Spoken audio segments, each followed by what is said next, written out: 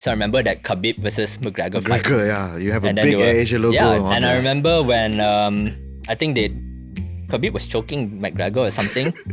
It was near the AirAsia logo. Perfect. I took a picture straight away, sent to Tony. I was like, we got that. You can't tell them, right? Hey, when you want to choke him, make sure you choke. How do you tell him? It's like, punch him here and knock him out here where my logo is. Right? You can't.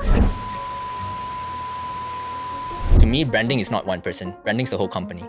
Yeah. Yep. There may be a team that's called the brand team, but it's not just the brand team's role to take care of branding. Your frontliners, your pilots, your marketing people, culture, everyone represents the brand. Because people always think branding logo je, or the color, right? But they fail to understand branding is so much more than that. And it's a very common story a lot of people talk about. Read any marketing article, magazine, book, everyone will say the same thing. Branding is not just a logo, right? Correct. It's your story, your narrative, who you are, what you stand for, etc. And for me, it's also the evolution of what we look like and what we own. That's branding masterclass for you, man. Yeah. You know?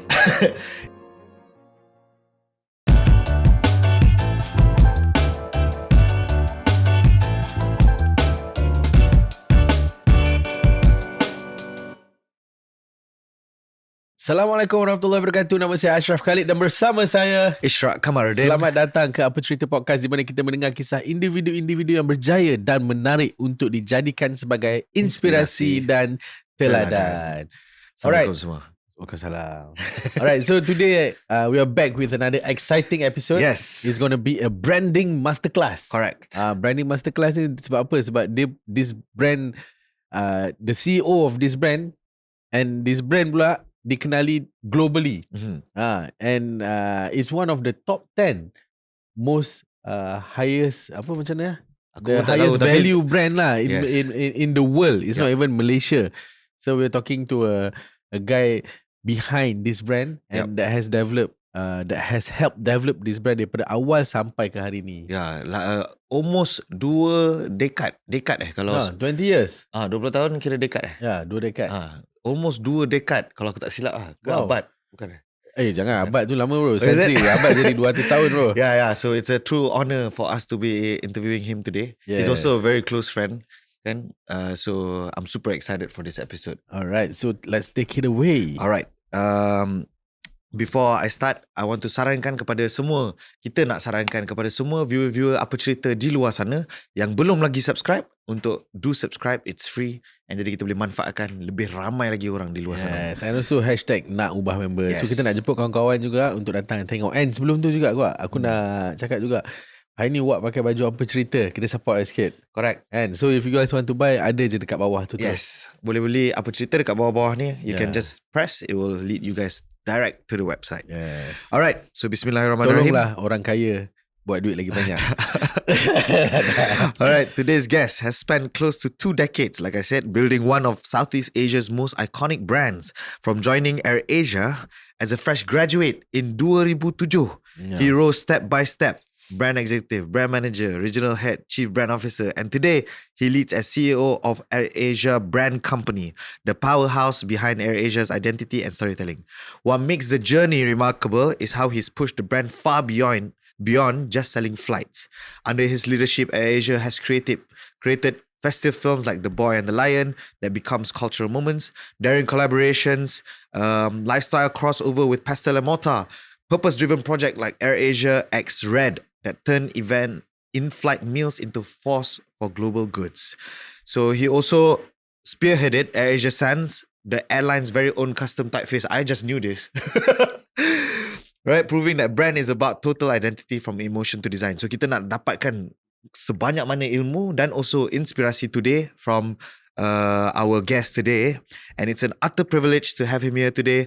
Please welcome the CEO of AirAsia Brand Co, Mr. Rudy Khaw. Hi Rudy. Hey everyone watching Apa Cerita, what's up? Hey, how are you, Rudy? I'm good. Yeah, it's amazing that you've been in AirAsia for 20 years because you barely look like you're 25, bro. Oh, thank you, man. I'm not sure what it is. Could be the skincare my wife gives me. Fun fact, Rudy's wife is Korean. Oh, really? Yeah. No wonder. Truly global man. So you are like your boss. I got didn't see married that. first. Yeah. I got married first. Correct. So maybe he followed me. Yeah, so that's what they say. The brand always leads the way. That's a good one. Yeah, so Rudy and I has been friends for quite some time. I've always been a geek. Since with him. what? Since you were like what, 6 years old? I don't know, man. But I think I first don't know. time we met was Taylor Swift, Swift. right? Yeah, Taylor Swift. 2014, I think. Correct. 2014. So we had the Taylor Swift Red Tour, right? Yep. So AirAsia was one of the sponsors. So I brought my siblings to go see. So Rudy was there. So that's where first time. I had to take care of him. Still a baby. No lah, I was a teenager, I think. Teenager. Yeah. I'm sure it was a spoiled teenager that would like to go access backstage, jumpa, bawa kawan pergi jumpa Taylor Tak Swift. bawa adik. Adik He was spoiled. taking care of his kids. He was being a good older brother. Older brother. I've always been the older brother. By bro. always using his connections, right? But yeah, I've always looked up to Rudy. So for the viewers out there, you guys want to stick around because this is going to be a branding masterclass. We hope so. And yeah, I've always looked up to Rudy. Selama aku kerja Asia pun, ever since I met you that day, I think it's no secret. I always ask him, how do you think like this? How do you manage like that? So I've always been a big fan of him. So today, I want to share with everybody as well. Yeah.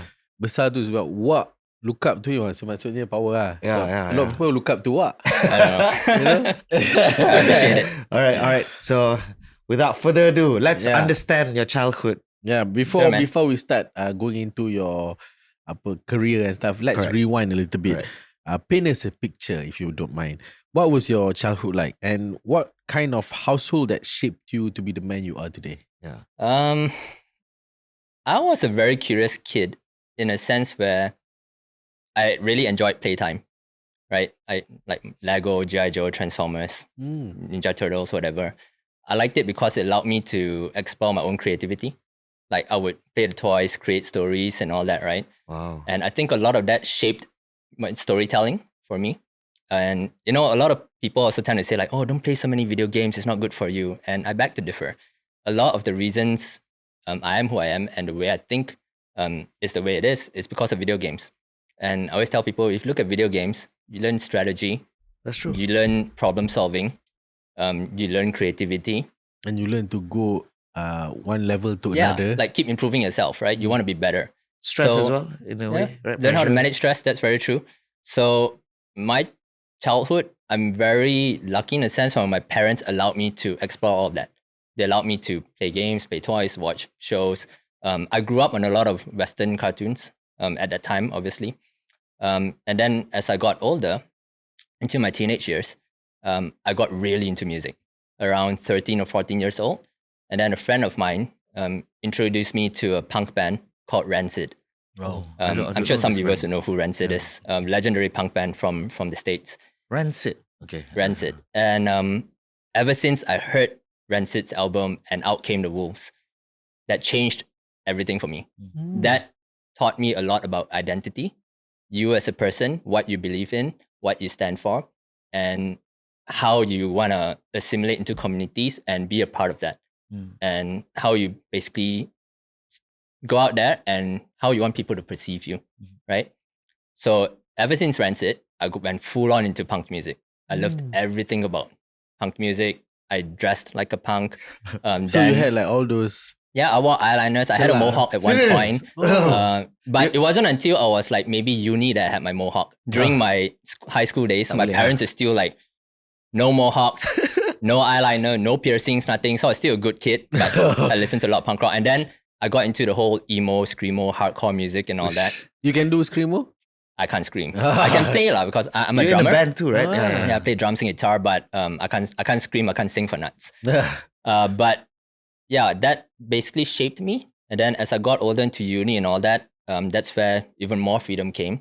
And I went to get my ears pierced. I got my mohawk, started wearing more eyeliner, paint my nails black. Funny story about getting my ears pierced. My parents took me. Oh, really? Yeah. So they were quite supportive of your because identity. I graduated high school in Australia. And then my parents said, once you graduate high school, you can go get your ears pierced. I was like, yes. And as soon as I graduated, you've been asking. Yeah, and they would say no, right? And then ever since the day I graduated, they took me to town in Adelaide. I remember very specifically to a tattoo and piercing parlor that sells bongs and all these other things as well, called Off Your Tree. Oh, with your parents. Yeah, they took me in there. Two, older Chinese parents with this kid going in there and it's like, hi, my son wants to get his ears pierced. So I got both ears pierced. And then, that's my childhood. I guess you can think of it as like I had very supportive parents that allowed me to kind of explore what I want to do. Okay, I want to also go dive deeper into your parents' way of parenting style. And maybe you can tell us also what did your dad used to do? What was his job and things like that? And how was your mom like as a mother? Like how those experiences actually shaped your kind of personality and thought process. My mom was a homemaker. My mom was a housewife. Okay. So I was lucky in that sense where she was always at home with me. So we didn't have a helper at home or whatever it was. So my mom was always the one taking care of me, if not my grandma, I guess. My dad used to work for a fire protection company. It's called Steel Recon Industries now. So you may see he used to do things like fire extinguishers, all that kind of stuff, sprinklers and alarms at shopping malls, even airports, hangars and all that. Was he a businessman or was he working there? Businessman, yeah. Oh, business, yeah. So he kind of ran it with partners and all that. And he was, or is, a man of few words. And he rarely scolds us, but we know that if he's mad and we screwed up, then it's like, okay, Dad's really mad, we screwed up. And I remember that one time he got really upset with me because I think we were talking a little bit before the podcast started, right? Because I failed Malay in school. And then I failed Malay in school, and then I went to my room and I was just playing my guitar, being an emo kid, right? And then my dad came home from work, came straight into my room, spoke to me. I was like, how can you be failing Malay in school? You're already in Form 4. I was Form 4, okay? And I was failing Malay in school. I don't know how I made it through Form 4 to be that far, right? And then he said, okay, you know what? I think this is not going to work. If you fail Malay in SPM, you're going to fail everything. You're going to Australia. And I was like, oh, my dad's really pissed off. But then at the back of my head, I was also like, oh, I get to go to Australia. So, yeah. It's like a punishment and also a reward. That was my dad. But he was always supportive of whatever we wanted to do. Same thing for my mom.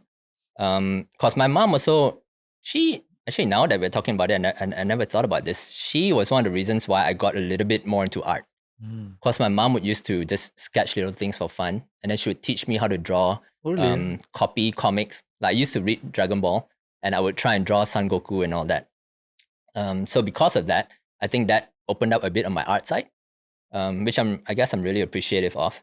And yeah, that's my parents' way of allowing me to explore things. Even when I wanted to learn music, they actually encouraged me to pick up piano when I was a kid. Because my sister learned piano, then my brother, and I didn't want to feel left out. So my mom was like, okay, you go play too. So I learned piano. And then as I got into my teenage years with punk music and all that, I told my parents, I want to learn drums. And straight away, my mom was like, no, it's going to be so noisy. The neighbors are going to complain. And like, you want to be considerate of your neighbors, right? So my mom was like, no. And I was like, okay, can I learn guitar first? And they said, okay. But it wasn't electric guitar. It was classical guitar. Then slowly, after classical guitar, after a couple of months, they allowed me to pick up electric guitar, which had a bit more noise, right? Amplifier and everything. And then after electric guitar, I don't know what happened. I managed to convince them to let me pick up drums. And then I had a drum kit at home. So yeah, my parents are supportive in that sense. And they'll make sure that I take the right steps and so on.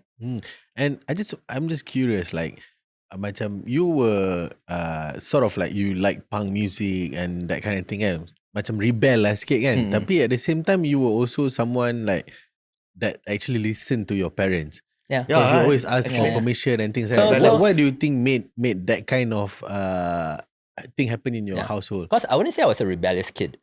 But I like identity and I like standing for something. And I think with my parents, the reason why I didn't have to rebel is because they were really supportive naturally. So, but they will always give give and take. So, okay, if you want this, do this first. If you want this, do this first. So actually, after I graduated high school. Because I was so into music, right? I told my parents, I want to learn sound engineering. And being Chinese parents, they were like, you're going to be a doctor, a lawyer, engineer, one of those things lah. And I told my dad, I don't think my grades will be good enough for me to try and get into uni to do any of those. He's like, never mind, just try. So I tried electrical engineering, which he wanted me to get into. Obviously, it didn't work out. You actually tried? Yeah, I submitted, I think it was Monash, and then it said, sorry, your score doesn't meet the requirements, right? Because my dad said, just give it a try, you'll never know. And then when I told them, okay, I want to do sound engineering, my parents said, no, you can, after you get another degree first. Yeah, which I think they were quite smart because they knew I didn't like studying. So I was like, okay, fine. Then my brother, they tricked me. My brother suggested I go do Bachelor of Arts because he said that's a pretty broad degree you can go for. And then you figure out your major as you go through it. And then, so I ended up doing Bachelor of Arts. I graduated with a major of Media and Communications, somewhat a minor in philosophy.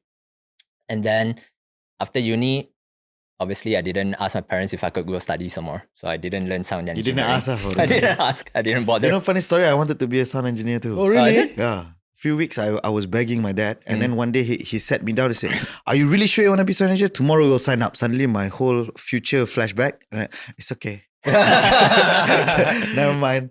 You know? Funny story. Oh yeah, I think you mentioned to me before. I told you, right? Yeah. What makes you want to be a sound engineer? Music. Music. Yeah. Okay. Yeah. That's always the path. Yeah. You know, all this similar to you, like played guitar, drums, DJ. I think that also. No wonder you sort of looked up to him also. He was the cool. Cool guy. Cool singer. But you know, we went to this talk, Diary of CEO, right? Steve Bartlett. So he mentioned about, just for all the viewers also info, he mentioned about, it's about you becoming who you are. Identity is a mixture of from other different experiences and arts. Let's say your music shaped you, and then maybe media and comms. So when you take all this different, maybe medical study or something, it becomes something that is only you have one out of one. And that's exactly right. Which is why a lot of people ask me how I approach my work and all that. Right? I always tell them that it's not about just what I studied, it's about what I experienced and what I love. And how do I bring all these different experiences and things I love and what I know I'm good at, and how can I apply that to work? Which is why when you look at things that I try to do within the brand or the company, right, I always try and make sure it skews towards things like popular culture and all that, because that's what I love. And that's why I know it's a good space for brands to grow. Because a lot of the brands I ended up consuming as a kid was through popular culture. Like I can remember very vividly, I think I told you I watched Western cartoons, right? So one of it was Teenage Mutant Ninja Turtles. Yeah. And I remember in between segments, there would be a thing that says, we will be back right after these messages. And there will be advertising. Oh, really? And I remember one of the ads was, I think either Pizza Hut or Domino's or one of those things. And that made me realize that, wow, all these like Pizza Hut and all that are in cartoons, commercials. And that's how they connect to popular culture. Because they find the right things to advertise in where it connects to people. Yeah, and then you just naturally, I want to eat Pizza Hut. Right? No, because it's in your brain, right? You know, I go to GSC app, there's AirAsia on top. I don't know why. Oh, is that? Yeah. When you want to book, right, movies, there's also the AirAsia banner. Book flights. It's smart as well because it's people want to watch movies, right? So you need to kind of capture them where they're spending leisurely time, where they enjoy their time. So when they are like in the beta mode. Yeah. All right. Quite interesting. So far, we've taken a bit of your journey as a childhood and move on until now we see how actually AirAsia, from what you've done in AirAsia, and you've taken all these experiences, right, from drawing and all this. Yeah, but just now I also captured that you said you were sent to Australia early, right? Yeah. At what age, and how did that experience? After Form 4, so I was like and how 16? did that experience like shaped you? And usually, people who go to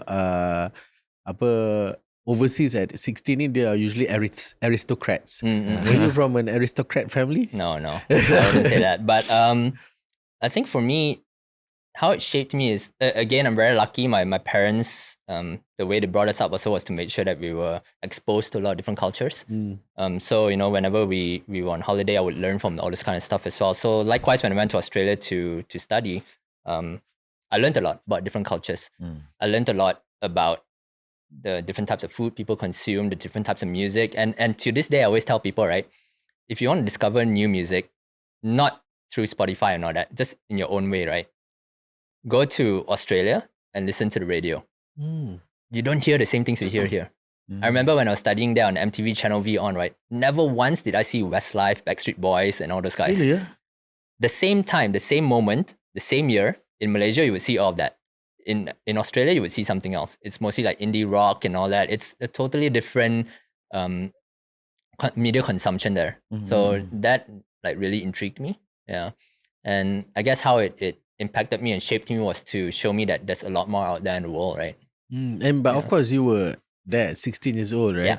And then you got your freedom early. And was it a boarding school or were you? No. I was at home. So my sister and brother studied in Australia as well. Oh, okay. So when I was there, my brother was there as well. So we lived together. We had a place. It wasn't a boarding school. It was home. But I guess, yeah, like you said, interestingly, I loved punk and all that, very rebellious, but I was a very good boy. I was like a homeboy, like very good. Finish school, I would come home. I wouldn't do my homework, but I would come home. Yeah. But you didn't hang out with other punk boys? I did. Well, okay. Yeah, so usually that's how you in get Malaysia, naughty, yeah. Oh, in Malaysia, I did. In Australia, I didn't. In Australia, I just hung out with friends from school, and I was in I think it was a boys' school lah. So they're all like good kids as well. Understand? And I was trying to like find guys who loved music the same way I did, but they liked music in a very different way. So I couldn't quite get that same clique or community. So I just had school friends. But whenever I was back in Malaysia, yeah, I had all my friends that were hanging out with me. We were playing shows at underground gigs and all that. Yeah. So basically, you went to Australia just to bypass the BM. So essentially, funny story. My grades like skyrocketed when I was there. Oh, really? Yeah, I became so much better at school. Yeah. Yeah, I think that is also something yang a lot of parents should also take into consideration, because when I was young, I learned science in English when I was standard 1, and then suddenly they changed it to Malay. And then I couldn't understand, because science is not like English and Malay, macam it's like different terms altogether. So after that, throughout I sort of like failed my science because of language kan. So I think you cannot judge a person because they fail a certain subject kalau bahasa dia tak faham. It's not like your problem, it's the problem of language is an important thing, because language plays a big part in comprehension. For understanding, right? Understand? And of course, then you went on to study media and comms in Adelaide, Australia, right? Yeah. And be honest, were you the serious type or focus type, or the one that the study abroad quote is for freedom type of student? Okay, I definitely was not the second, because again, like I said, I was a good kid. But I also wasn't the first. I wasn't like the most studious person. I love to study and all that. I'm the type where I did a lot of philosophy as well, a lot of writing papers, whereby if I have a paper that's due, I would probably do it 48 hours before it's due. Oh, last minute. Yeah. And I'll go to library, copy everything, like not copy lah, but like, look for all the books where I need references, and I'll just burn the midnight oil like crazy. And I'll be very honest, I think what I like about that experience in Australia from school and uni is that they also place a lot of emphasis on being able to articulate and present, right? And because I also did a lot of essays last minute, right? It taught me the art of goreng. I swear. Like, so nowadays, if you ask me anything, right, I can goreng. I can tell you like, yeah, this is why it's like this, blah, blah, blah, blah. And then after that, I'll just think about it. It's like, yeah, it makes sense. So that's what I loved about it. And back to the question. No, I don't think I was the best student necessarily. I did fail some subjects in uni. But then obviously I made up for it, so I was still able to graduate within the time frame. And for uni, that you need to figure out your major, right? Yep. Especially if you're doing something like Bachelor of Arts. I was just taking subjects, and then the second year, my friend asked me, it's like, hey, so what are you majoring in? And I was like, what do you mean? I'm doing Bachelor of Arts lah. Like, what do you mean what I'm majoring in? It's like, you have to make up a major, right? Like all your electives and subjects have to make up something. And I was like, are you serious? And so I looked back at all my subjects, and I looked at it and said, oh no, I don't know what I'm majoring in. So then when he told me that, I figured it out. I was like, okay, I can go down the path of philosophy now or media and communications. Then I figured out I had enough credits, and I was like, okay, media and communications it is. But I still did a lot of philosophy because I enjoyed it. But I didn't end up doing like a proper minor. It was just something that I think was close to a minor, I guess. What philosophy in terms of? There were so many subjects, right? Yeah. So one philosophy subject was called mind and consciousness, I think. Mind and consciousness. I can't remember the topics. Okay, this is like how many years ago. One of it was about beauty. One of it was about beauty. Something about life. I can't remember. Yeah, it was really interesting because it teaches you about how to think and understand why certain things are done in a certain way and how to theorize and so on, right? But at the same time, I was also doing media and communications. And I was doing things like film studies, media studies, Hollywood, understanding pop culture and all So that. you kind of interrelate as well. Yeah, right? because when I had to do my beauty paper for philosophy, I ended up writing about Lost in Translation, which is my favorite movie of all time, which brought together what I love about film and popular culture and understanding what the film Philosophy actually behind meant in terms of beauty. So yeah. Wow. Okay. So they're very interesting lot of studying mix. days. Yeah. Plus music, a bit of art from your mother, and then all this mixed in together. Now I understand how it made up. Yeah, and when I was in uni also, I took mass comm. Okay. But I remember when I told my dad I wanted to major in mass comm, he gave me a tight slap. Oh, damn. He said, "You want to jadi Astro punya crew ke?" Dia cakap tu. At that time, people don't really understand what mass comm was about. But actually, mass comm ni, it teaches you so much into like you said, pop culture and then propaganda. I remember learning narratives, framing, all these things. Very important. Important, and without understanding these things, it's impossible for you to do a good branding or marketing campaign as well. Correct. So I think mass comm ni is very underrated lah. It I would is. say, yeah. But I like to highlight to the viewers as well. It's like more like every knowledge has its role in developing Exactly. your unique capability, right? Yeah. Because I as a businessman, I use my freediving coaching, freediving experiences to use it as my entrepreneurship skills in terms of giving feedback and whatnot. Essentially, I think everything you do in life has a role.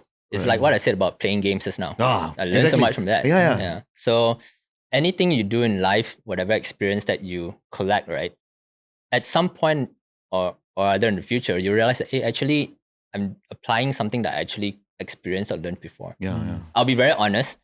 I wouldn't say I applied, I don't know, A square plus B square equals C square.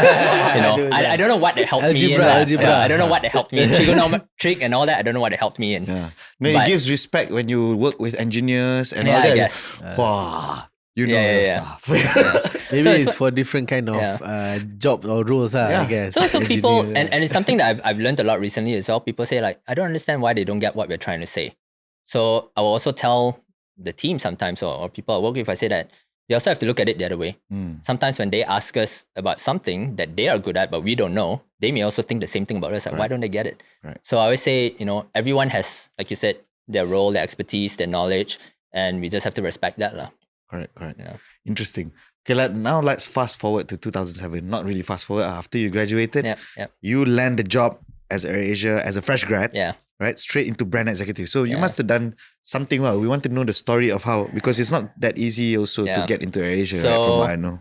Or did you use Cable. Slight cable. Okay, so I actually graduated end of 2006. Then start 2007, I told my mom, okay, I want to take a 3-month break. I'm like, okay, fine. Then after that, make sure you get a job. 3 months became 6 months. Wow. Yeah. I remember very specifically, I was reading Marvel Civil War. It was like that time when they released that entire series before movies and all. So I was reading every comic. Wow. Then 3 months became 6 months. Then my mom kicked my ass and she was like, go get a job. So okay. I didn't study sound engineering, but I still loved music. And I knew a little bit of how to use like Pro Tools or whatever, just very little bit. So I thought I'll go do an internship at a studio. So I went for the interview. They spoke to me. They were like, oh yeah, okay, cool. But then they said, but we really need somebody that has like the out and out technical capabilities. I was like, okay, unfortunately, can't do that job, right? And then an opportunity came for AirAsia where it was a PR role. A friend of mine was working at AirAsia at the time. So she said, why don't you go check that out? Who? That wasn't a cable. No, okay. So then I submitted my resume, and then my resume got transferred to the commercial department instead of PR at the time for some reason. So then when it landed there, I had an uncle that was the president of Matafera. So he just told the head of commercials like, hey, my nephew actually sent in his resume. Can you have a look? So the cable wasn't so much about like give him the job. It was just more of like, he sent it in, just take a look, right? At weight. But after that, everything was my own doing. I had to go through the interviews. I had to speak to my senior at that time and convince her why I was the right person. And thankfully, at that time when I did my first interview, my senior was also somebody who loved music. She liked things like the Smiths and all that. So we could connect on that. And I think, luckily at the time, the then head of commercial, Kathleen Tan, also came from the music industry. Oh, yeah. So when they see my CV where I had no experience, right? But I wrote that I'm in a band, I've released an album. That's my experience. She probably thought, like, okay, this guy might be interesting. So I would like to say a lot of my own doing helped me kind of get into that role. Yep. And then at the same time, my sister was doing branding at Cadbury at the time. So I figured if I get the job and I don't know what to do, I'm just going to ask her. Yeah, at least she has some experience there, right? So you were more into aiming for the PR lah, but in the end you went... No, I didn't know what I was doing. You I just swear, like, you know... mom asked to get a job. Yeah. And also, like I said, right? I'm the kind of person that I like to go with the flow. Whatever happens, happens. Everything's kind of like almost fated, but you also, plan it out and chart your own path, right? Yeah. But at the same time, it's like my uni. When I did my course, I didn't know I needed to do a major. Yeah. And then when I finally figured out, like, the major appeared and it happened for me and it suited who I was. Yeah. So same thing for AirAsia, right? Like the PR thing, I didn't know if I really wanted PR. So okay, I'll just apply lah. And then when branding came in, I was like, this sounds interesting. My sister can help me. Let me try that. Thankfully enough, when I got the job and I started doing it, I was like, wow, I really love this. Yeah. I have a question. Like this is normally Ashraf will always ask this. What's your thoughts on having a dream, and that kind of part? Or were you someone that just go through life without really? Did you have a dream that time? Honestly speaking, I never had a dream. Yeah. I'm not one of those. And I know AirAsia always says dare to dream. Right? And it's not your tagline. No, but it's not to say that you shouldn't have a dream. Again, every person's different. Yeah. I wouldn't say I had like a huge dream. Yeah. I kind of know what I want to be and what I want to stand for, and how I want people to perceive me or how I want people to work with me and all that. But I wouldn't say it's a solid dream, right? It's not like I want to open a big agency or whatever. Like I never had those kind of dreams. You never had a Okay, when I was a kid, I wanted to be a rock star. Yeah. When I was playing music in my band and I was like, I'm going to be a rock star. Obviously, it didn't happen. In a way, you are a rock star. Yeah, I don't think so. Rock star in your own way. Thank you. The branding mastermind, rock star, right? I always say like I walk as if I'm a rock star also. Just that I'm not in a band. Rock star CEO. That's a good mentality to have as well, right? Like you want to be positive. Yeah. You want to go out, be confident about yourself. Yeah. And technically, you do look like a rock star. I want to touch on this dream bit a bit because you're the second person that I met that is quite successful that doesn't have a dream since young. Because if anybody were to come to me, right, and ask, can you advise me life advice? I will always, find out what's your goal, life goal. And when you go to a lot of our guests as well, always has a goal. Everybody has a big goal. But I've met you yourself and I have another friend quite successful up about my age, but his company is doing about 7 to 8 figures. I think 8-figure in terms of revenue as well. Very powerful in Thailand, but he's our age, from Denmark and whatnot. But he always say like, every day he just stick to his mom's principle, which is 1, do your best every day and don't hurt others. Just these 2. So every day he will just check on himself. Did I do my best today? Yes, I did. Did I hurt anybody? No. So it's a good day. But he's super successful as well, man. So similarly to you, I want to just have this other side of the coin where not necessarily that you don't have a dream is a bad thing, especially for viewers as well. Not necessarily that you don't have a dream yet. It's a bad thing. Yeah. As long as you do your best every day, right? And whatnot. I'm pretty sure. When you started, right, did you think like one day I would be a CEO of AirAsia Brand? With AirAsia? Oh, no. Hell no. like, I'll be honest, I never in my head thought like I want to be a CEO. I always said like, I want to create like killer stuff. I want to do things that people would take notice of.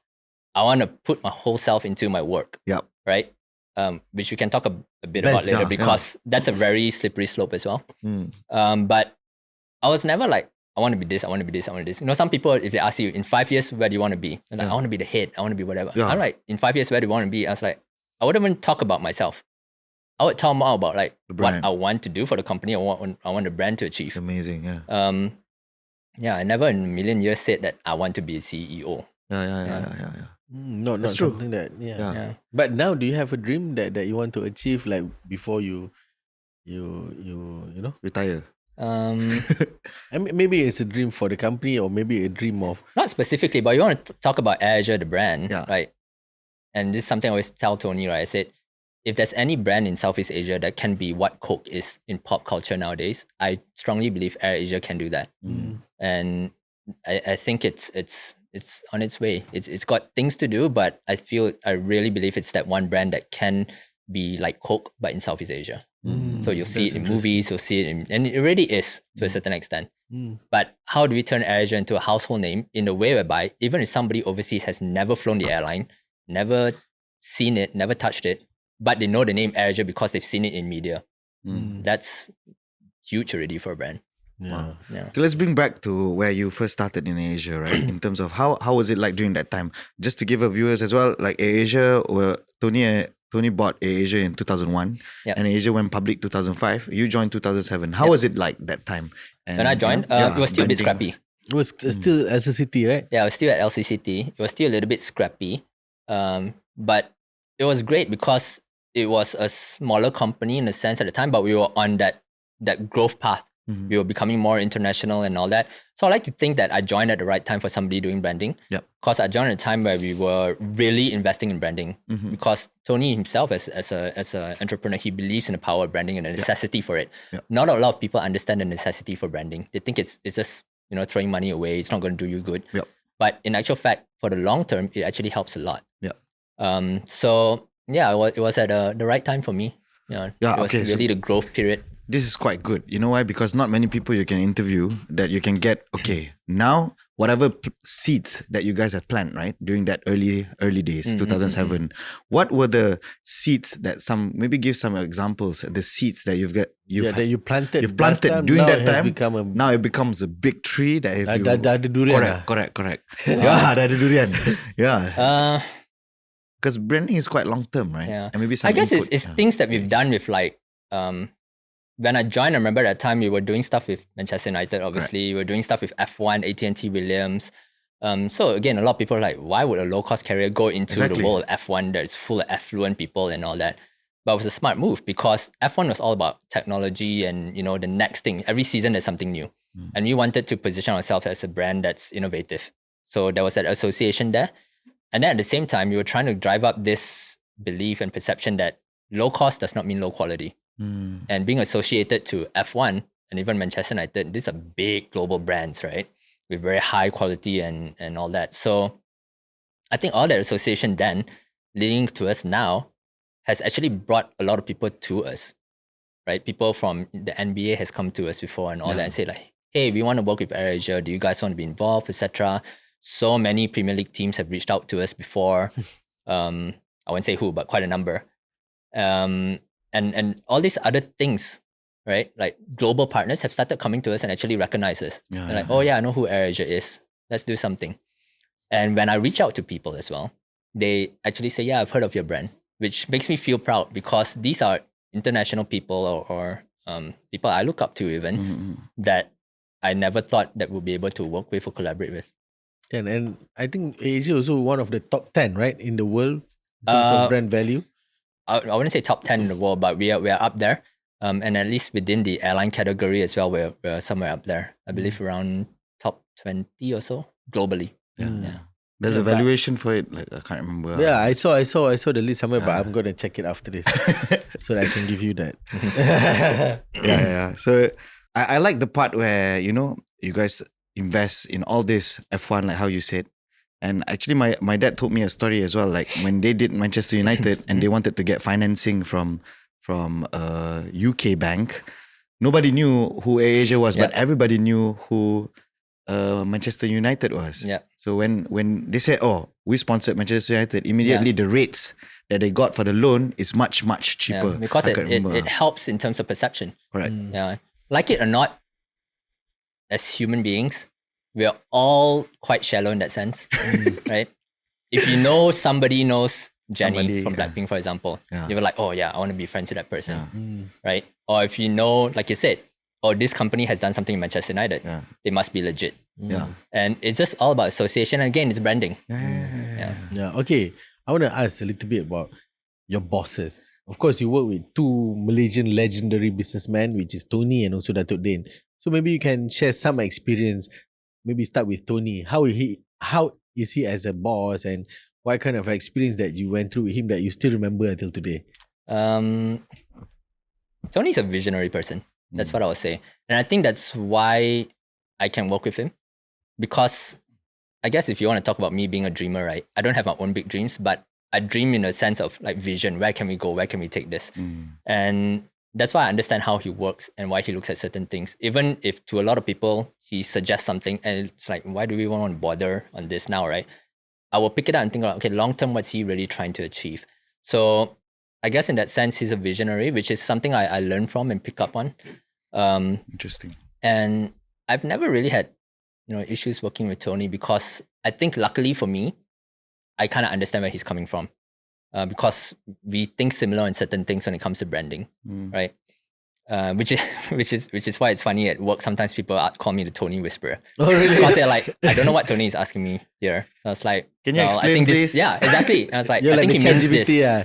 And I think he means this. Then they Tony go check. And it's like, oh yeah, you're right. So even I remember last time translating BlackBerry days.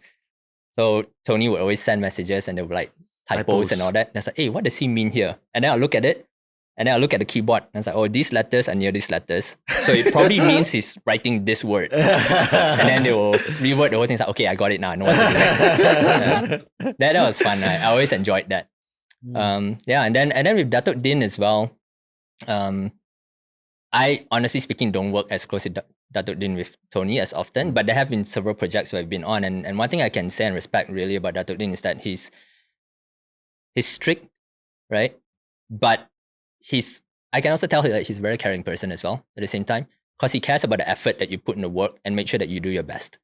And as long as you try your best and make sure you do it, right? And I think from both the leaders, I myself have picked up on a couple of things from them. Yeah. But that's such a nice answer. We want some tea. I have no tea, man. No tea? No, the only tea. Okay, the only tea I can say is that I enjoy it when I can tell Tony, I told you so. So there have been like once or twice, but those moments come very rarely. Yeah. And when they do come, I like try to grab it. For how long do you tell him? Like, no, I just tell him once. I'm not the kind of person to because grab if it. he's right, he will tell you at least 6 months, right? But again, like I said, what I really respect about both of them, right? Both Tony and Datuk Din, is that they are very open to getting feedback as well. Yeah. So even if I tell Tony, like we should have done this, like, yeah, actually you're right. He'll be honest about it. He wouldn't try and be defensive and so on, which is what I love about leaders. It's very hard to find leaders who would be humble. Yeah, and just be okay, yeah, you're right. And I want to ask you one last question before we go on the break, right? About Tony, like, do you see the type that will micromanage, or he would just like let you do your thing? I wouldn't say he micromanages. He knows what he wants. And again, like I said, he's a visionary. So he'll work with the team and say, okay, this is what I'm trying to do, and this is what I want. And then he'll leave it to the team to work it out, piece it together, and bring it back to him. Yeah. And I remember very vividly, there was one management meeting, I can't remember when, maybe 5 years ago, 6 years ago or something. He said something that stuck with me. He said, all of you here are heads, leaders, whatever.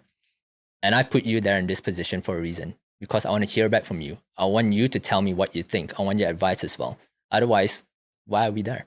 And ever since then, it made me realize that even me, and I was one of the younger guys within that group, right? I have a voice too, which is why I found it's very important that, when you're trying to build a career, being confident is one thing. Obviously, it's easy to say, but you need to work and build up the confidence. But everyone has a voice. How you use that voice, that's important. Yeah, that's interesting. I mean, being in AirAsia for 18 years, that's a long time, bro. That's an attest to it.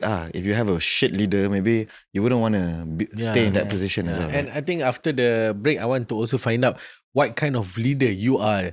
Because you've learned from this type of this kind of big figures, right? So I want to also then understand what kind of leader you are and how do you push your team to then be one of the best brands. And not just that, we want to also understand how did you, from a brand executive, throughout the years, rise until the top, I also don't know. But don't say that. Tell everyone. We will tell you after the break. We'll tell you guys. All right, see you guys soon. All right, see you guys in a bit. Bye-bye.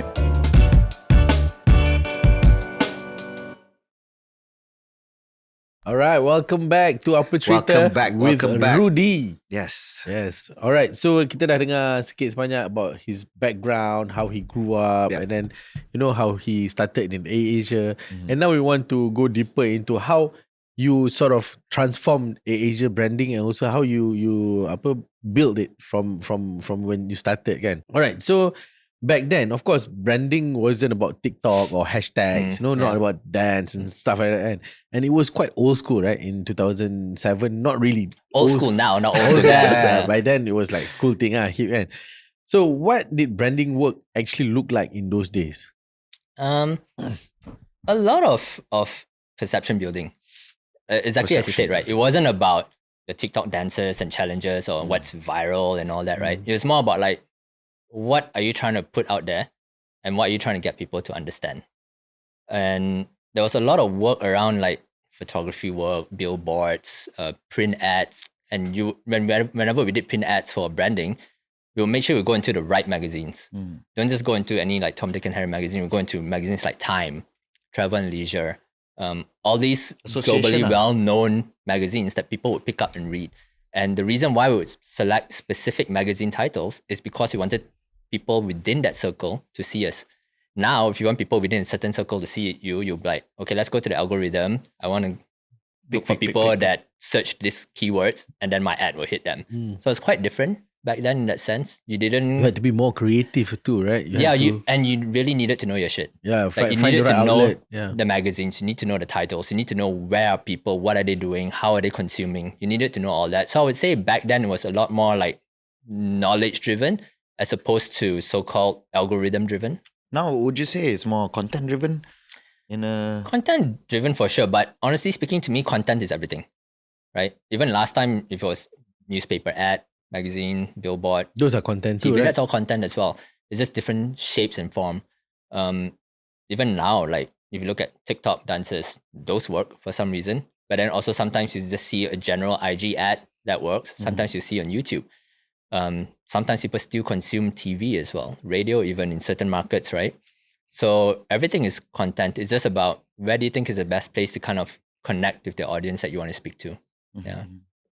Like fast forward to today, right? How do you actually approach like branding in terms of overall? Now, I understand that back then, AirAsia has built, like plant the seeds, like how you said, the brand association. You really purposefully target the right collaboration, right audience, right strategy.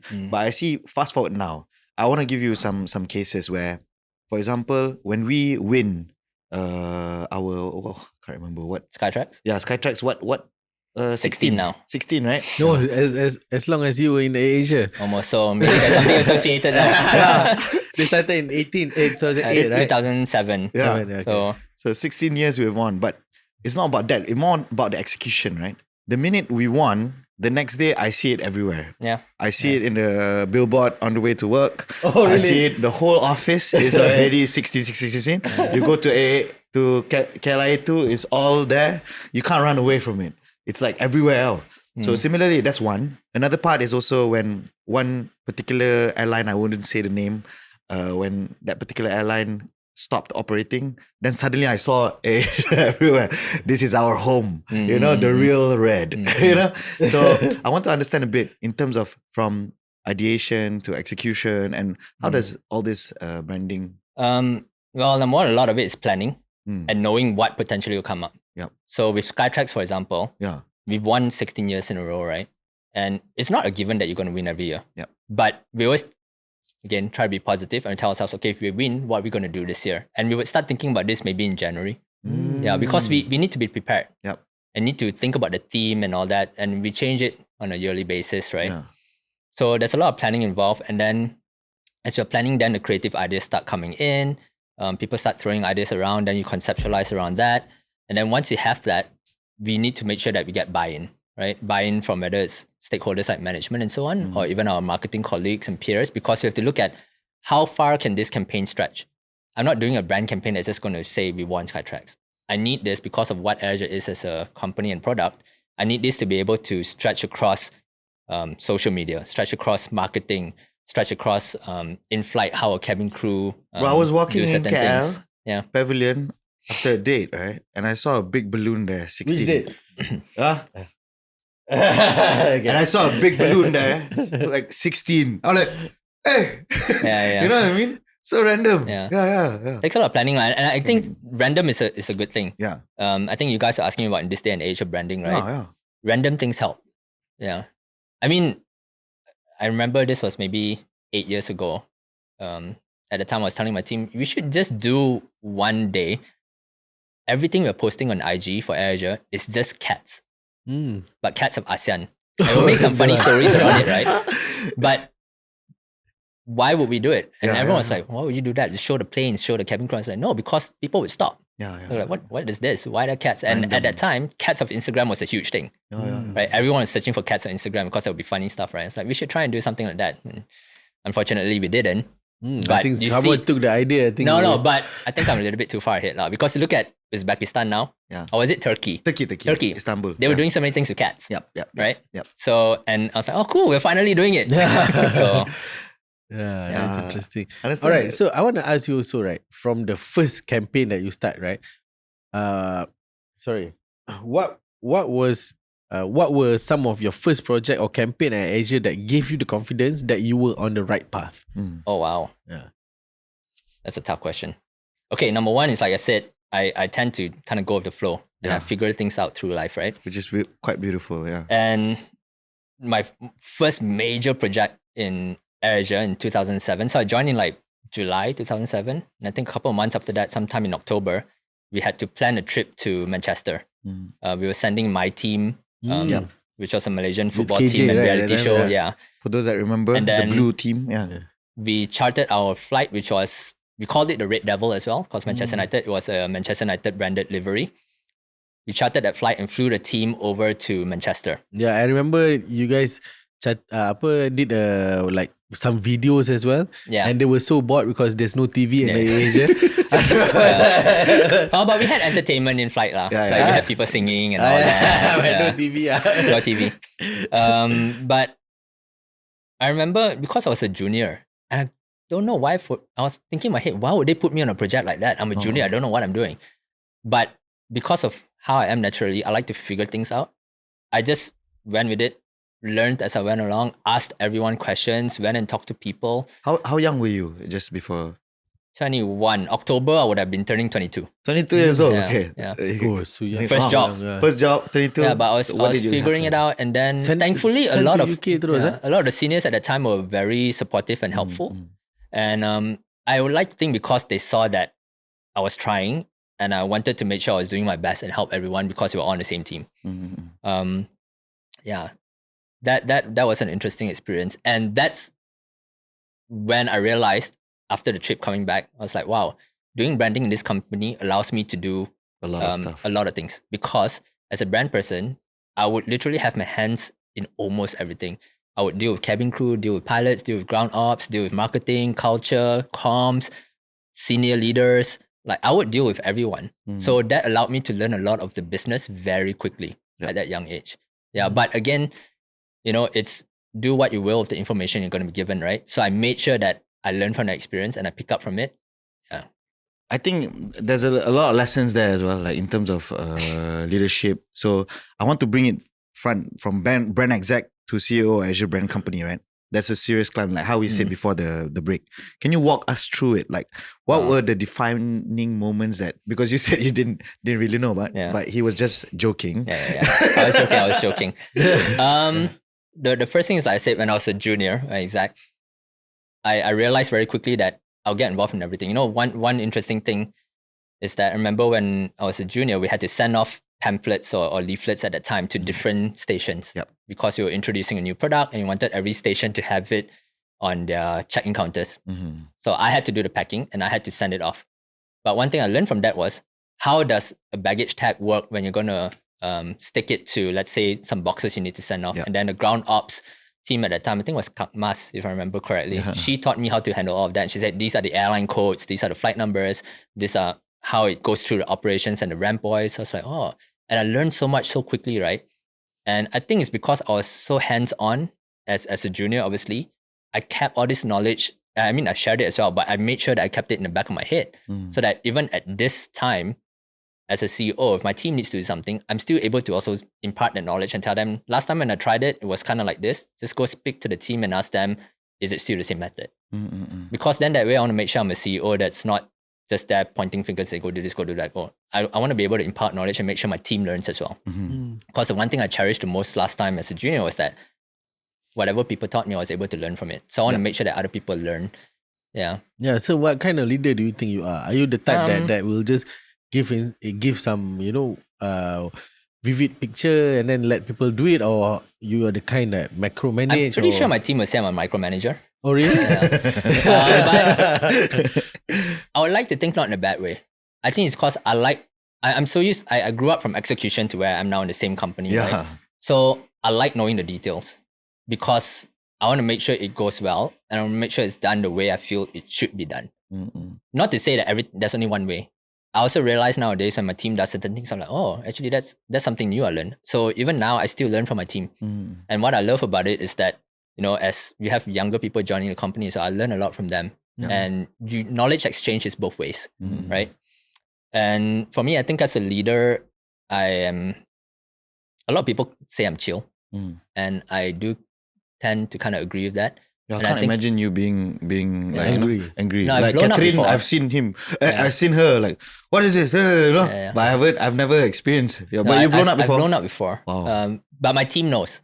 So then when they know I'm really, really upset or mad or like I'm about to snap, right? They'll know and they'll leave me alone. But then other times I'm really open. I would joke with my team or mess around and all that because I think of it from a position of like, I was there once. I was like you guys, and I know what it's like. I know what kind of boss I want. Somebody that I can work with, be friendly with, but at the same time, profession is profession. So I'm kind of chill in that sense. And I think a lot of it is also from my upbringing. Like from your dad, right? Like how you say? Yeah. And for me, I have this one quote that I live by. And funnily enough, it's actually from a movie called Van Wilder. So there's this one quote he says in that movie: worrying is like a rocking chair. It gives you something to do but gets you nowhere. I love that. I remember as a kid when I was watching that, I was like, wow, that's so deep and makes so much sense, man. It's like philosophy. Worry for what? Like sitting there and then just worrying, it's not going to change anything. So you have to do something, right? Act on it. So I think with my team, I try and act the same way. It's like, okay, there's a problem. If there's a problem, there must be a solution. So let's think about the solution. Let's act on it. If there's a problem, there's a solution. If there's no solution, then there's no problem. Exactly. But I want to go back, back to how'd you get to the top of the mountain, because something that everybody can learn here, right? From a brand exec all the way. Exactly back to what I mentioned just now, the knowledge, learning on the ground and all that, right? I think all of that knowledge, just accumulating that, and knowing how to work with people based on the knowledge I have allowed me to build the right relationships and trust. So because this sounds a little bit, I guess not snobbish, I don't know, but it's like, if you know your shit, you know your shit lah, right? And if you know your shit, people are going to trust you. So that's why I always tell my team as well. Very important to do branding. You may know great things about design. You may know great things about creativity and how to do branding. But if you don't have the right knowledge about the company and you can't build that trust with people, you're not going to be able to do things correctly. You won't be able to run projects with people and all that, because you have to bear in mind that you don't work in a company alone. You work in a company with a lot of people. So what I realized was really important in this company was that relationship, because the way AirAsia works, especially from where we came in 2007 up to now, it was very family-like. Right? It is. The head of cabin crew now, Suhaila, and all this. We all know each other so well that we can just shout across the hall and all that. But we know it's all with love, right? And it's all profession, and we trust each other, and we'll have each other's backs. So I think how I got myself up there was just believing in myself and just knowing like, okay, I want to be the shit at this. And in the company, I want people to like, this guy is like the brand guy. So I think almost to a certain extent now, people do just like branding equals Rudy.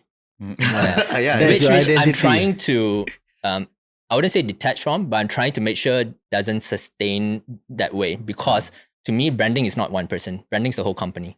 There may be a team that's called the brand team, but it's not just the brand team's role to take care of branding.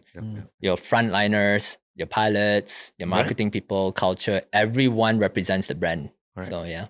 End to end, right? Like you said, you always have your own identity, right? So I think AirAsia's brand identity also, not to say revolve around you, but it's something that you've built upon with the team, right? So now it's just about transferring that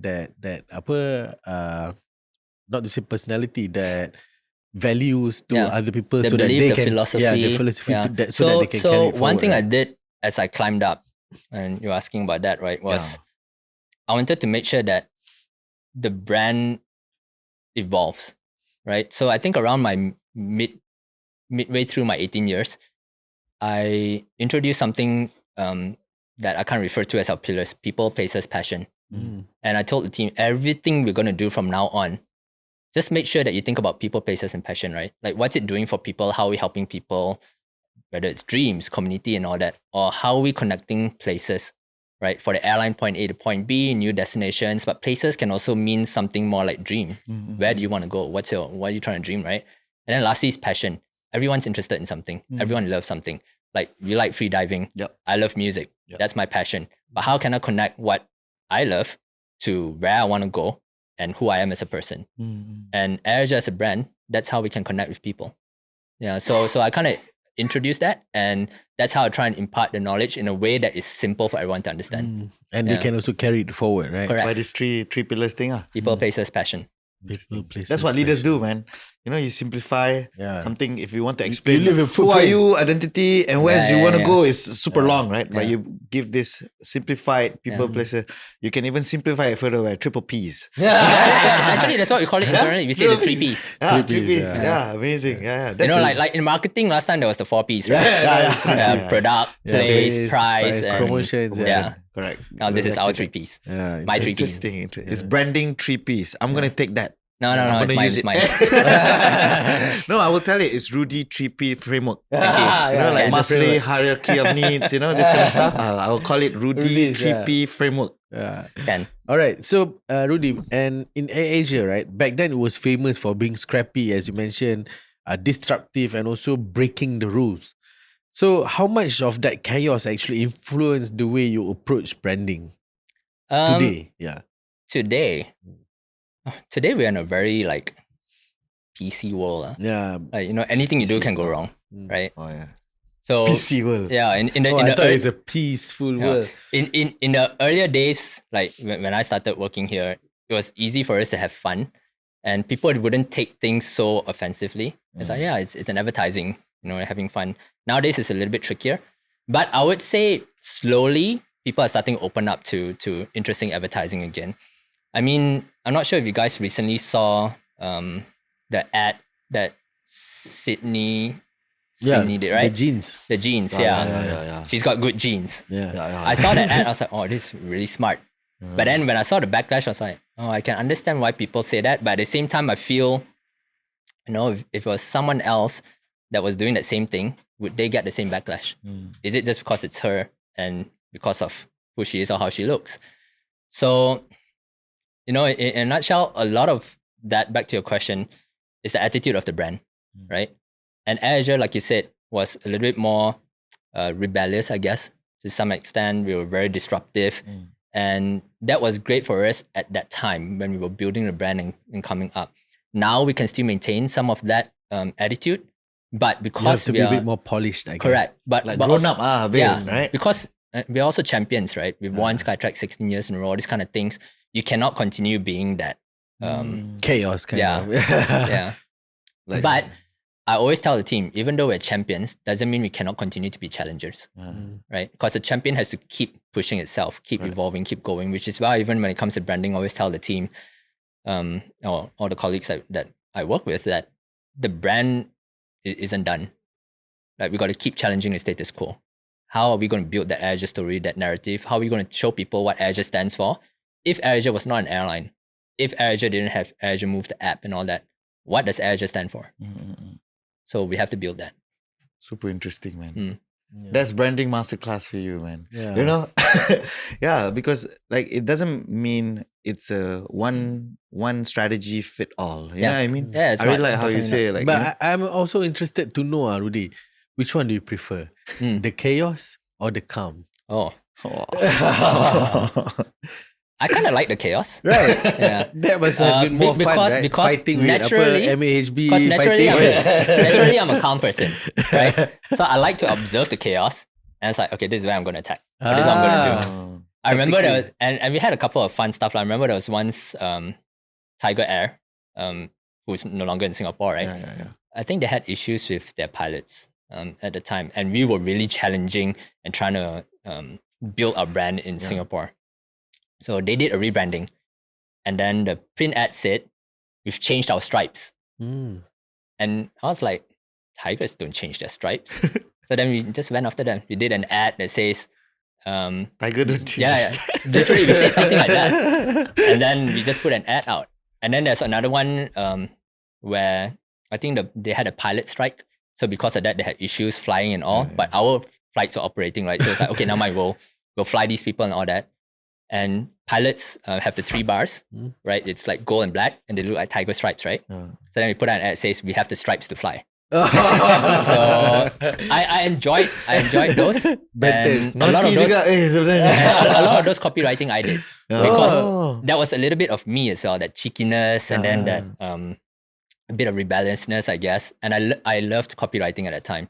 I wouldn't say I'm a copywriter. I don't think I can step into an agency now and be one, but I loved all those short liners, punchy stuff. That really smacks. Yeah, and it's also because at that time I think I was watching a lot of Mad Men. It was this amazing show that's all about advertising. Amanda introduced me to it. Oh yeah? Yeah, super good. Yeah. I bet you want to be Don Draper. Right? Yeah, definitely, man. So after watching that, I was like, I want to be Don Draper. Man. Power way. You have to watch Mad Men. But at the same time, a lot of attitude also came from how Tony is. Because he's also very cheeky. Correct. Right? Yeah. And he's he's super very cheeky. connected to the brand as well. So yeah. He always goes back to the Bali bombing times when nobody wanted to fly, and then you give free flight, they don't care anymore about the bomb. But I think for us, it's not so much that, because as a brand, we wanted to show that we care. This is our region. Correct. This is ASEAN.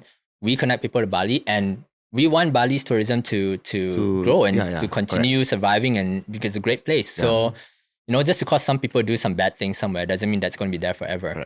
So we should always try and look at the brighter side of things and send people that way, right? And that's my other thing. I always look at the brighter side of things. If there's a problem, there's always like an opportunity, or there's always a solution, right?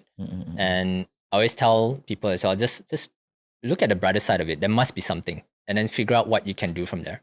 Yep. Okay, so moving forward, you've driven some of the most iconic brand moments, right? Like festive films, Vice collaboration, fashion crossovers, even inventing your own font. This one, I really didn't know, man, about this. We just did it recently, last year. Recently? Oh, no wonder. Last year, and then we implemented it. And then this, just a couple of days ago, we publicly told people about it. Because normally in our deck, right, you said everybody has to use Poppins, right? Our deck also is standardized, everything. But where did this font came from, and which one do you personally feel like the type of collaboration that you're really, really, really proud of during your reign? Yeah. Mic drop moment. Yeah.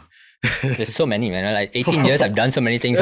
Sometimes some I don't remember. So you've been dropping a lot of mics everywhere? I don't know. I dropped the whole soundstage. No, so we'll start with the font. Yeah. I think it was last year when we were looking into a bit of a brand refresh or identity, especially for the airline. We were looking at new fonts. It's like, okay, it's time for us to maybe change out our font. So we went and looked around, we reviewed some options, we tested them out.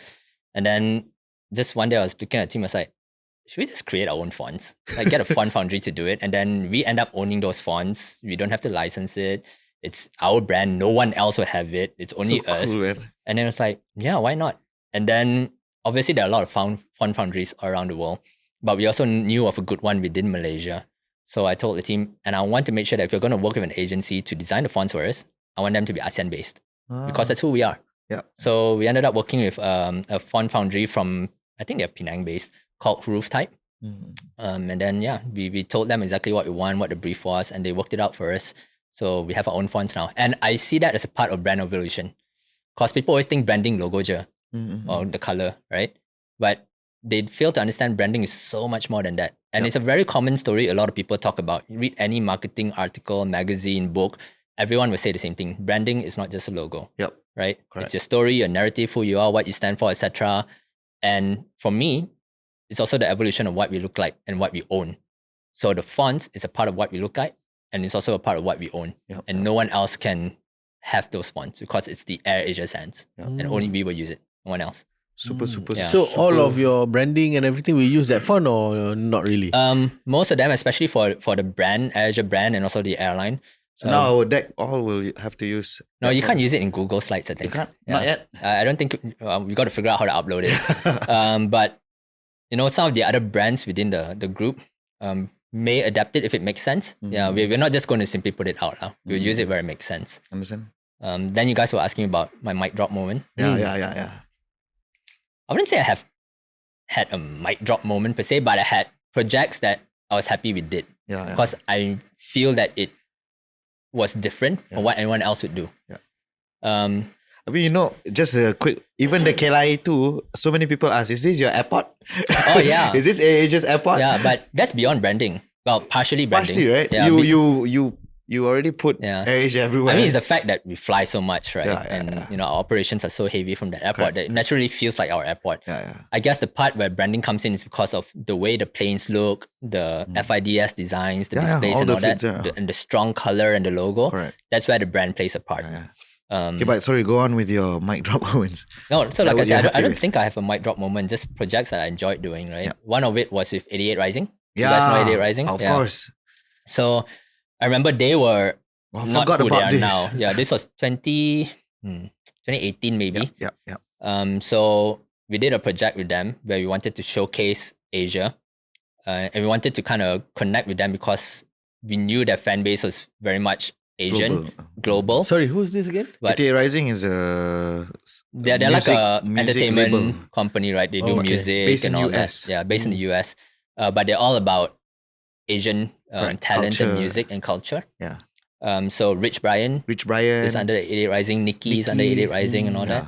So from Indonesia, Rich Brian and Nikki, but they are global. Correct. Via So that's 88 exactly why we wanted to work with them. Because I was like, these guys are Indonesian, that's ASEAN, that's who we are. We want to do something with you. So we did 3 videos with them. One was in Japan for a Joji song, Head in the Clouds. Joji wasn't there though. But really? He was in the video somehow. Okay. We did one song with Nikki. It was called Plans. And we shot it in Da Nang with her. Either Da Nang or Phu Quoc, I can't remember. Wow, how come I didn't know this? I would love to meet Nikki. Maybe, I don't know, you're too young. And then Maybe you're studying, man. The other song was with, I don't know if you know Higher Brothers. Higher Brothers. Yeah, Chinese rappers from Chengdu. You guys know? They did a collaboration or remix of a song called Lover Boy with a Thai artist, Pum Viparit. I don't know if I'm pronouncing correctly. So we sent Pum to Chengdu and shot a music video for them there. Yeah.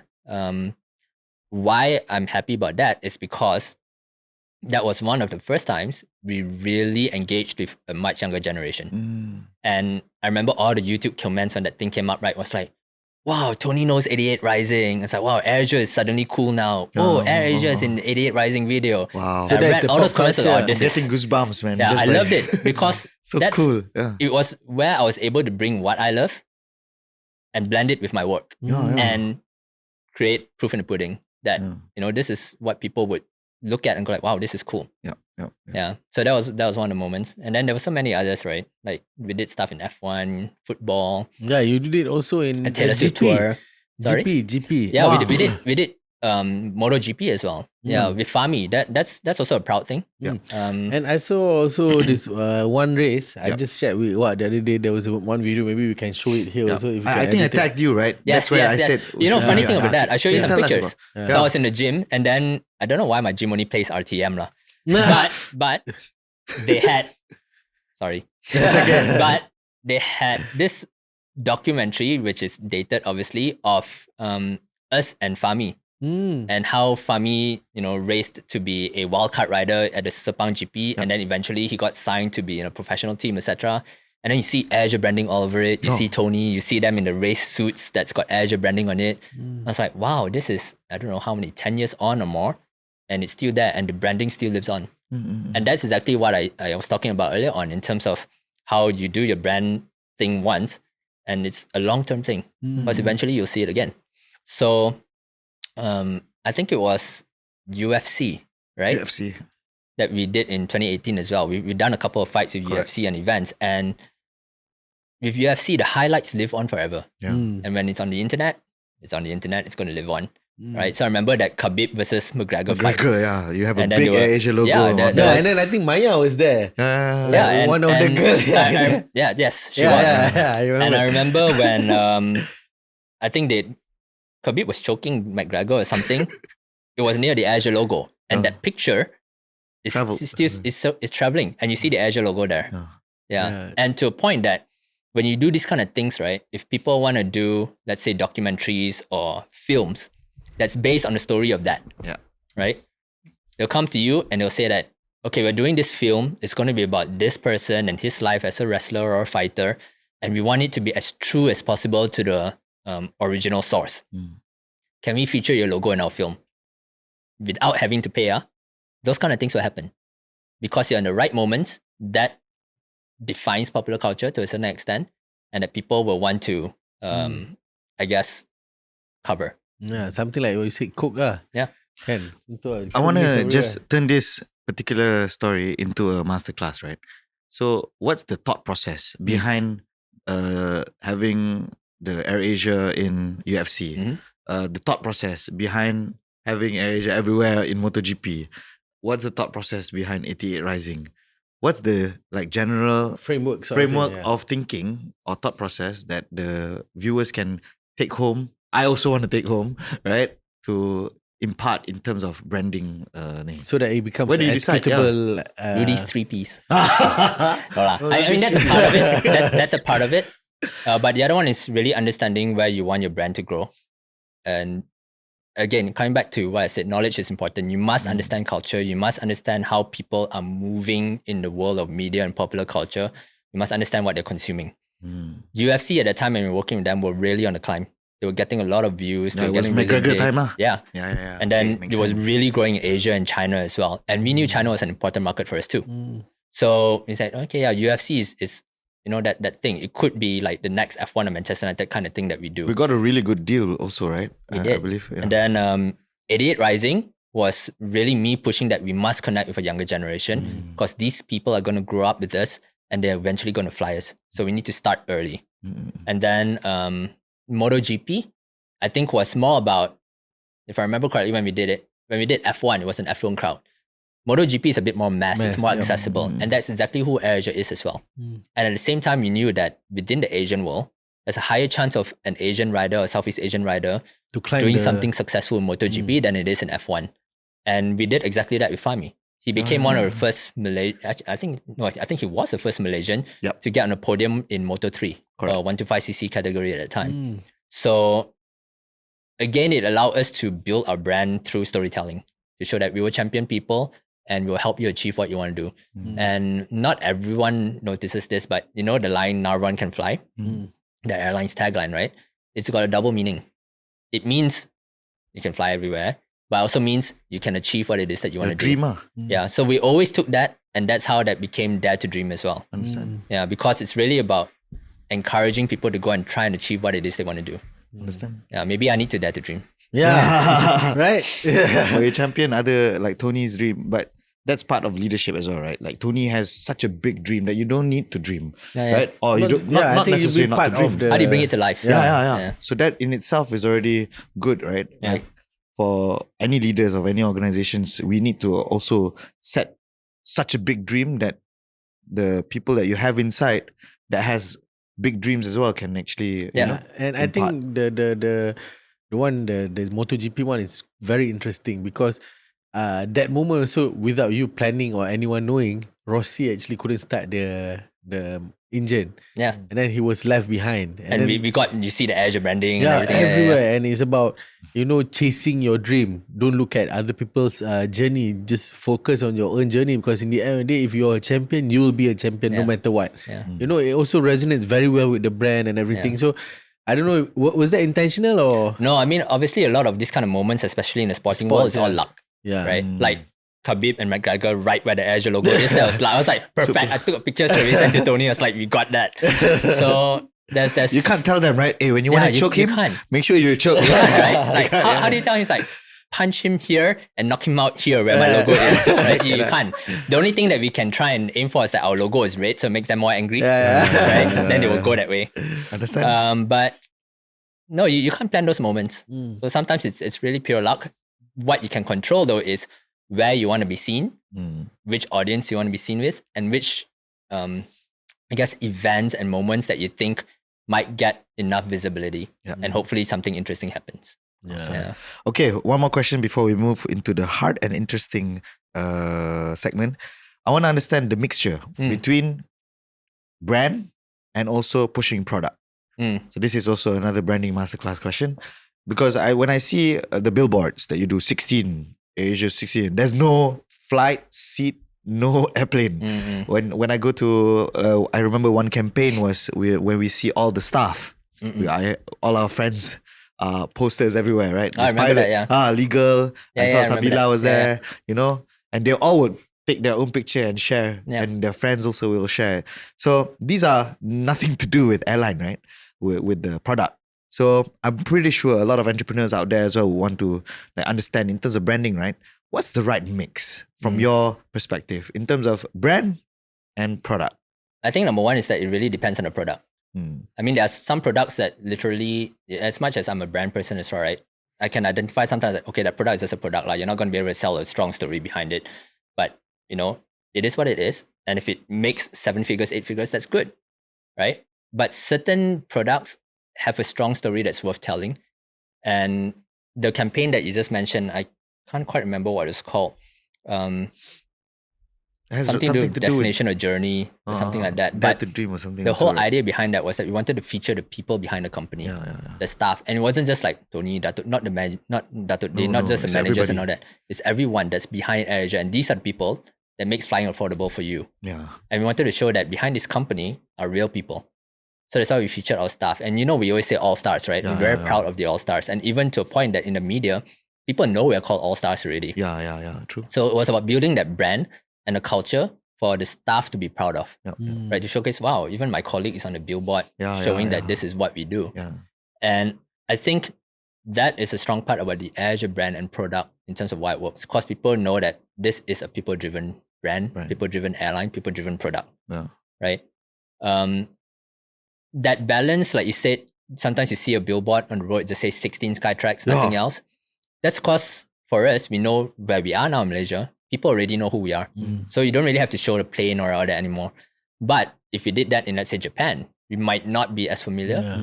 Must make sure there's a plane, make sure there's cabin crew, make sure people recognize it's not a popular us. culture yet. Correct. Correct. So I remember this, and it's a good question, because last time when I used to be very involved in those campaigns, and we had to take it regionally, right? We would identify together my team, okay, the markets are handling, what stage are they in terms of people understanding our brand? Where are we? And to simplify things, it's almost to a point of like, when we put billboards out, do we have to put a cabin crew there and a plane so they know who we are? And then in some markets, it's like, we are known enough. Can we be a little bit more minimalistic, or can we be cheeky with our words and not show a plane, for example? So that balance is tricky, honestly speaking. I mean, I can tell you, I'll go to a marketing or commercial person and say like, I want to see my plane, I want to see my product. But certain things sometimes, depending on who you're speaking to, is not necessary. Right. It's almost as if saying, let's say your logo, AirAsia, right? If somebody says, I don't think people know it's an airline, can we put a plane in the logo? I'm like, how literal do you need to be? Right? It's almost like Nike. It's just a swoosh, right? But if somebody said, I need people to know Nike is a running brand, or it's a sports brand, like, what do you want me to do? Put balls and tennis rackets around that swoosh? No, because a brand is not just a logo. Correct. When Nike does an ad, What it stands for, right? Yeah, it's what it stands for. And if that ad is coupled with an image of a guy running, or someone playing basketball, or like achieving something or sweating, then you know what it's related to really. So to me, let me try and put this question back to you, right? Boy. Do you think the brand comes before the product, or the product comes before the brand? Brand first. Brand first. Okay, so you are an Elon Musk, in my way of thinking, right? Because Tesla, I feel like, I'm a Tesla user. I could be totally wrong about this, but I feel like for Elon Musk, before he even had the product, he may have had the brand already. You think so? Maybe. But he positioned it, and He also the correct. story is like, it's technology first. Correct. So again, it's one of those things, or even Apple. Apple is tech first, but then the brand is so big, right? So for me, I always try to ask that question when people say, okay, how should I do my branding? I was like, are you a product first person, or is your thing product first, or you brand first? Brand first, product Yeah. first. Understand? What about you? Personally, I'm a brand first person because Right. I feel the story, if it's good and you know what you want to try and do with that, you can sell any product. All right. I mean, I have one brand, fashion brand that I did, Zora Designers, right? Mhm. We didn't know what our brand was in the beginning. So I said, our brand is this product, okay? For now.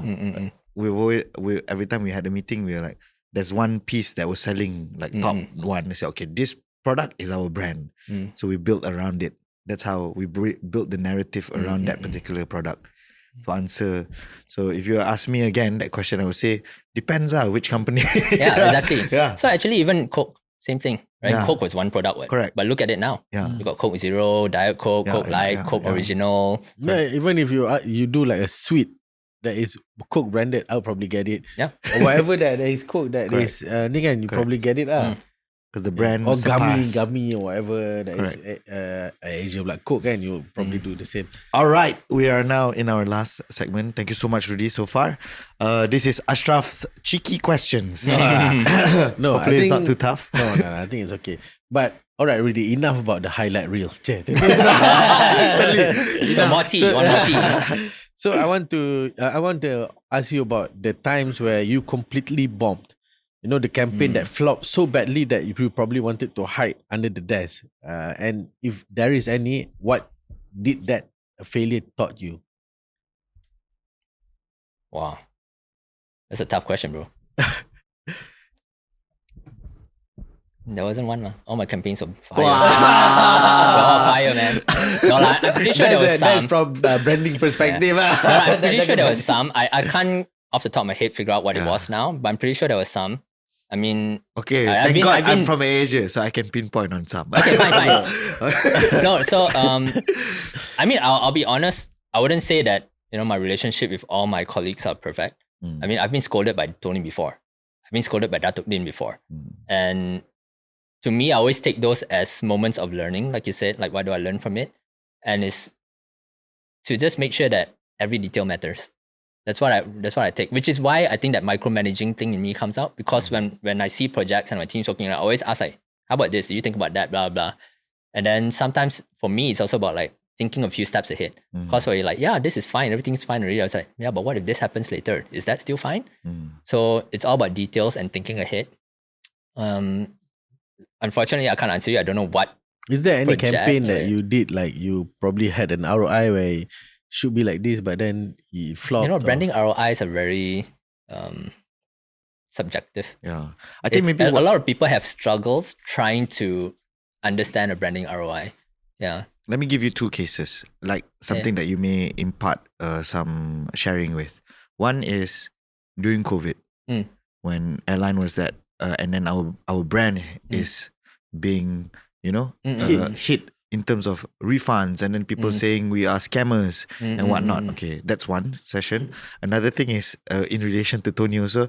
Say when Tony opens his shirt, that got us good promotion, but how do you manage that in terms of branding for these two cases? For the most part, in those kind of situations, it's really handled by the comms division. But the brand team will work closely with comms. Okay. It's like, okay, based on the messages you're putting out there, like, is it within the tone of who AirAsia is as a brand to answer like that?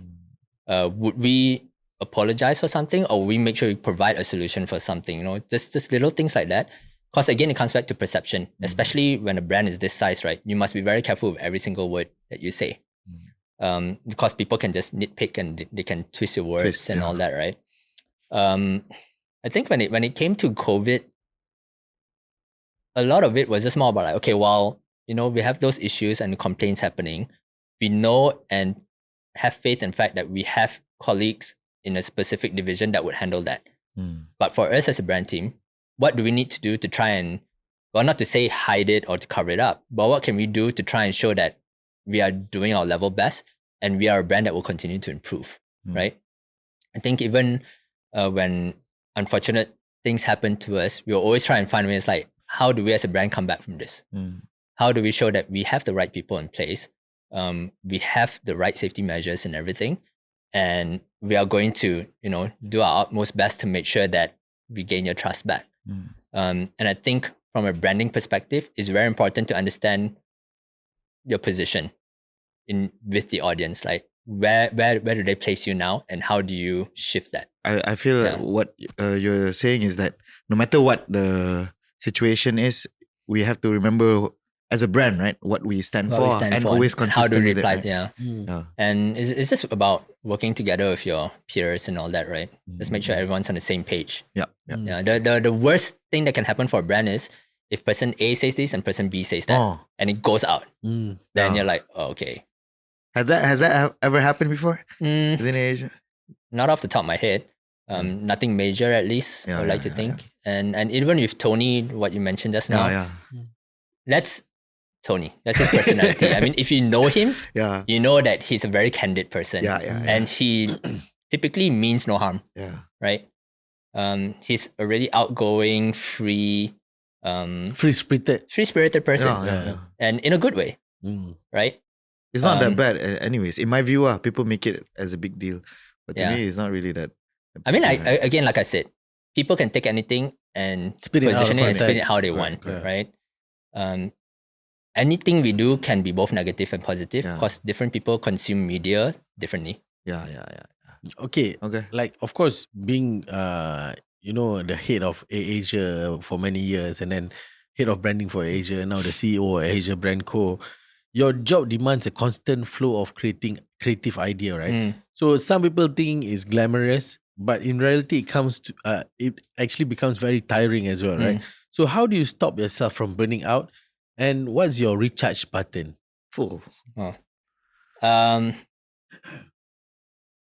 Okay. I think this comes to work-life balance, right? And I'm sure you've spoken to people that talk about it before. And for me, through my 18 years, especially my middle management years, it was crazy. Oh, I can imagine. I would like, but I enjoyed it though. I would go to work, and that time LCCT, right? So I have to drive all the way there. And then I would come home, do work, come home, have dinner, maybe watch a bit of TV or play PlayStation, go to sleep. And then I'll wake up at like 2 or 3 in the morning. Oh, so early. To do emails. Holy shit. And then I'll go back to sleep. And then I'll wake up and then I'll go to work. Why? Why do you wake up? I don't know, bro. Like, that's just how I was. That's how you operate. That's how I was wired at that time. But I enjoyed it. Because I was like, I'm getting shit done. I'm doing it. Like, I'm really moving. Like, things are progressing. And at that time, I think my creative brain kind of switched on at night as well. So that was when I could think about interesting things and like, I have this idea. And I had this bad habit of like dropping my team messages even at night. But I've learned to try and, schedule it instead. But I will always do it because I didn't want to forget. And I don't like it when I have something right and then the next day, oh man, I totally forgot this idea, but it was so cool. So I always send it out so I don't forget it. And for me, it wasn't so much about work-life balance. It's more about understanding and accepting the fact that work is a part of life. And figure your way around it. So I always tell people as well that for me, I wouldn't say I'm switched on or switched off. So I could be at home, I could be watching Netflix, I could be out with my friends at a cafe or having some drinks. And there could be moments that I watch on a show or moments I experience with my friends or a song I heard that can inspire me to think about something or to want to do something. And then I'll bank it or write it down somewhere or message someone. Or I'll take a picture and I'll send it to them. Because for me is that I need to capture it now and make sure that we remember it and then we refer it back to it later and then figure something out around it. So when it comes to creativity for me, it's not so much about burning out. It's more about enjoying the fact that around you is just inspiration. I think you have to have a learning mindset also to be able curiosity. to do that. Which is why I said at the start, right? Yeah. I grew up as a curious kid. So even when it comes to doing things, right, I like to figure things out myself. Which is good and bad, right? The good thing is that when you figure things out yourself, you actually, it's a bit more deep-rooted, the learning, right? But at the same time, you might have learned it the wrong way. So there's good and bad to that. But for me, inspiration is everywhere. That's why, like I say, I'm never really switched on or switched off. It's just always like, oh, this would be cool for this thing. Even when I'm on holidays, like Japan or something, I might see something interesting, like I'll straight away snap a picture. Then when I come home, I just pass it to the team and say, hey, I saw this in Japan. It's really cool. Like, yes, it was my own personal time. I was on a holiday. It might have been my wife. Why not, right? But why not? I see it. It inspires me. And then my recharge now is my wife and my dog. Yeah. All right. Okay, last question before we move to the real last question. How many last questions I have? One Last. Yeah. So you spent nearly 20 years shaping one brand. If tomorrow you were to walk away, right, Rudy, what part of Rudy Khaw will still live? Rudy Khaw. Yeah, Khaw, sorry. Will still live inside AirAsia? And more importantly, how do you want people to remember you beyond the airline? I want people to remember me as that chill guy or nice guy. And I think that's naturally who I am. Yeah. I always believe that. And that different. Everybody will wear a black suit, you will wear a brown suit. Yeah. I want to be. I like being different. Yeah, always. I always felt like there's no harm in being nice, right? Not at all. And if somebody needs help, I always believe if somebody needs help and you know exactly how to help them or what to do, and you know the solution, then just do it. Why say like, oh, somebody else will do it, or say that's not my role, that's not my job. But because, like I said, I grew up here in terms of the knowledge and all that. Because I know how it was done, I feel like, yeah, I can help you get it sorted, no problem. So I hope people remember me as being that guy that was always around to depend on or help, if I walk away in the future. And then also in terms of the brand, it's just, I hope the 3Ps, will always be a part of what AirAsia is. Rudy's 3Ps. Rudy 3P Because I branding believe framework. that's one of the simplest ways to kind of boil down everything that AirAsia stands for. Yeah. Right? We're all about believing in people, supporting talents and all that. We're all about connecting places, helping people discover new things, and we're all about passion. What do you love, and how can we help you, get it done? Nice. Yeah. All right, Thank you so Rudy, much. The last question. Last. Because This one last. This is what we always ask our guests also for our audience. Yeah. What would be your advice to them in order for them to become the best version of themselves? This sounds very boring, but literally be yourself. That's who I am, and that's what I did. And I didn't change myself to adapt at work. I didn't change myself to suit the brand, but I made sure that I understand what the brand is, what it needs to be, where it's going, and I try and apply myself to that, right? And I guess being confident is important. And if there's something that you really love and you're confident in that, then use that as your unique thing. Right? Everyone's unique. I think we spoke about this earlier on. Everyone's unique in their own way, and everyone has a role to play, whether it's in life, whether it's at a job, whether it's within a team. Everyone has a specific role. Just make sure that you know what your strength is and how you can apply your strength to be the best version of yourself in that role as well. Yep. Yeah. Awesome. All right. Thank you so much, Rudy. Thank you problem. also for spending Thank your you for time having with me. us.